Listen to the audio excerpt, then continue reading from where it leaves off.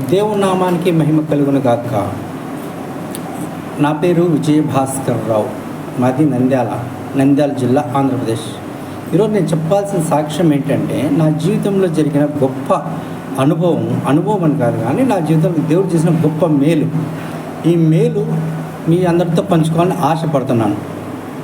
ఎందుకంటే ఉద్యోగం లేక చాలా సంవత్సరాల నుంచి బాధపడుతూనే ఉన్నాను.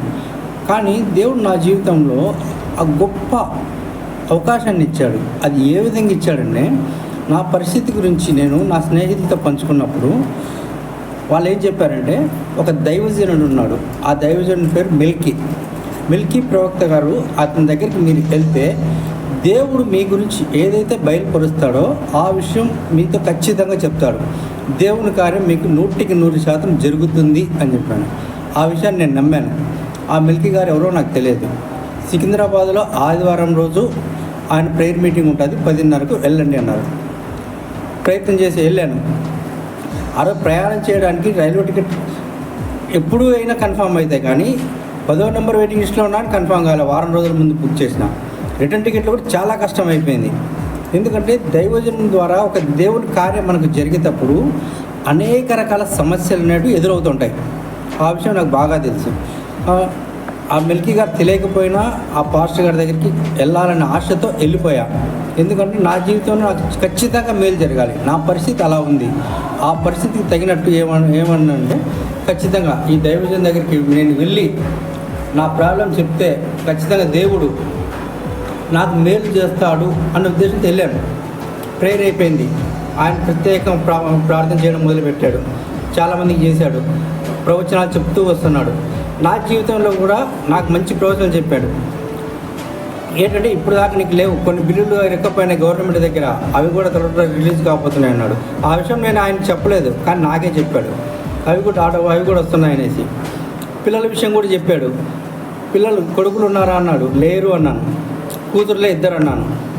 కానీ ఆ కూతురులు అనే వాళ్ళిద్దరు కూడా నీకు 4 కొడుకులతో సమానం అని చెప్పారు. ఎంత సంతోషం అనిపించిందంటే, ఈ సంతోషాన్ని చెప్పలేను నేను. అలాగే ఇంకొక విషయం ఏం చెప్పారు కదా, నీ జీవితంలో నువ్వు కారు కొంటున్నావు అన్నాడు. ఆల్రెడీ ఒక కారు ఉంది, కానీ లేదు, అంతకంటే మంచి దేవుడు నీకు ఇస్తున్నాడు అన్నాడు. చాలా సంతోషం అనుకున్నా. ఇవన్నీ బాగానే ఉన్నాయి. నాకు కావాల్సింది ఏంటిది? ఉద్యోగం. దీని విషయం చెప్పడం లేదే అని అనుకున్నాను.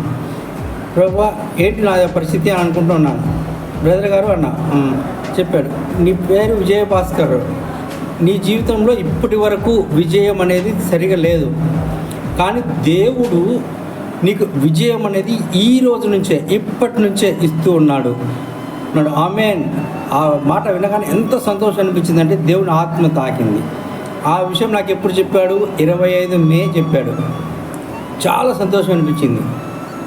26వ తేదీ మే నెలలో నాకు వేరే ఒక కంపెనీ నుంచి హెచ్ఆర్ ఫోన్ చేశాడు. సార్, మీకు ఇంటర్వ్యూ ఉంది ఈ నెల 31వ తేదీన. నేను అంత షార్ట్ పీరియడ్లో రావాలంటే, చాలా దూరం మీరు రావాలంటే మీ ఇష్టం, రావాల్సిందే ఖచ్చితంగా అన్నారు.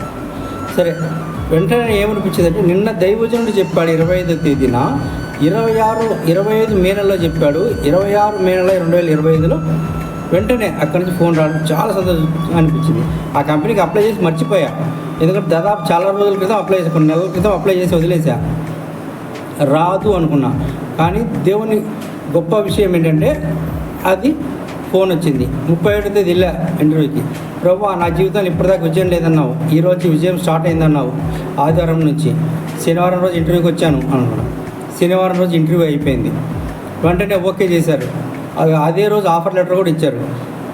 జూన్ నెల 10వ తేదీన డ్యూటీలో జాయిన్ అయ్యా. దైవజనుడు నా గురించి చెప్పాడంటే, దేవుని ప్రణాళిక నా మీద ఏ విధి ఉందో దైవజనుడు మిల్కీ గారు చెప్పడం అనేది చాలా అద్భుతమైనది. ఎప్పుడైతే ఆయన ప్రవచించాడో, నీ జీవితంలో ఇప్పటివరకు మేలు లేదు అని, ఆ విజయం లేదు, విజయం స్టార్ట్ అయిపోయింది అన్నాడు. ఖచ్చితంగా నా జీవితంలో విజయం అనేది స్టార్ట్ అయింది. నేను అనుకున్నా, ఇప్పటి నుంచి ఇంకా తిరిగి చూడవలసిన అవసరం లేదు. మనం అనుకున్న విధంగా దేవుడు మనకు ఉద్యోగాన్ని ఇచ్చాడు, నాకు కావాల్సిన ఉద్యోగాన్ని ఇచ్చాడు.